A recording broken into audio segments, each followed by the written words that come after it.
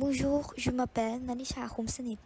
Je voudrais vous présenter mon projet de recherche, l'analyse sur l'hypersexualisation de personnages préadolescents de le film Mignonne 2020 de Maïmouna Doucouré.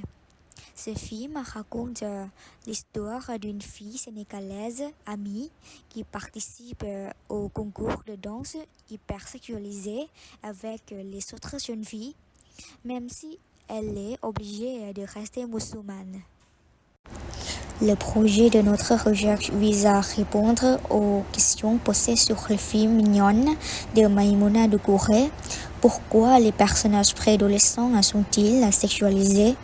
Est-ce que cette sexualisation aide la protagoniste dans sa danse et ses relations amicales? Nous voulons également savoir si la sexualisation précoce de ce film cherche à critiquer l'exploitation exercée sur les enfants à travers les concours et les médias. Le questionnement de départ: est-ce que l'objectif de Maïmouna Doucouré en réalisant le film Mignonne a pour but de dénoncer les concours de jeunes filles hypersexuelles? La question de la problématique: pourquoi les personnages principaux qui sont mineurs sont hypersexualisés dans ce film? Les hypothèses de la problématique: premièrement, la protagoniste est hypersexualisée pour gagner le concours de la danse.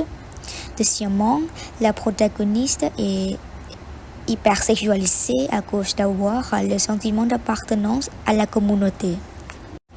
En analysant l'utilisation hypersexuelle apparue dans le film, il faut premièrement sélectionner les scènes où il excite la menace sexuelle vers les personnages préadolescents, soit être sexualisés ou se sexualiser. Deuxièmement, faire des tableaux synthétiques divisés théoriquement en trois parties: l'hypersexualisation sociale et l'appartenance communautaire. Finalement, distinguer les scènes qui sont accordées à l'une de ces théories dans chaque tableau. Totalement, dans ces trois catégories théoriques, ce que ce film met en relief, ce sont les vêtements hypersexualisés, les stéréotypes sexuels et l'objectification et même la condition de l'amitié. Ce film met en lumière les vêtements très subjectifs, les clichés sexuels et les effets de l'amitié. Il semble que la réalisatrice cherche à illustrer ce qui est hypersexualisation et le sentiment d'appartenance en utilisant ces éléments qui sont facilement observables. Dans ce film, l'hypersexualisation, en particulier chez les préadolescents, est utilisée pour remporter le concours de danse et être accepté dans la communauté. En effet, le style de danse sexualisé que les mignonnes adoptent est influencé par Sweetie Swags, un autre groupe de danse subjectif dont tous les membres sont matures.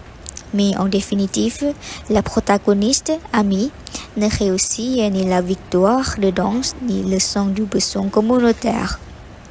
En somme, il est possible que Maïmouna a l'intention de dénoncer contre le concours de jeunes filles sexualisées et de faire prendre conscience aux spectateurs en réalisant Mignonne.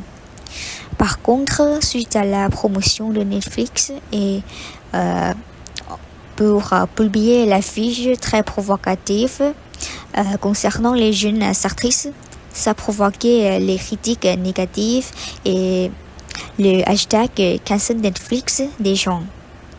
En raison de sa première fois réalisant un long métrage, elle ne pouvait pas exécuter le propos du film précisément, même si elle avait une bonne intention. Malgré les faux et les misinterprétations de le film exprime, Mignonne reste l'un des films qui aborde avec courage ce thème si fragile et si complexe. Probablement, ce n'est pas le film idéal pour tous et tous, mais il a quelque chose de précieux que nous pouvons prendre en compte.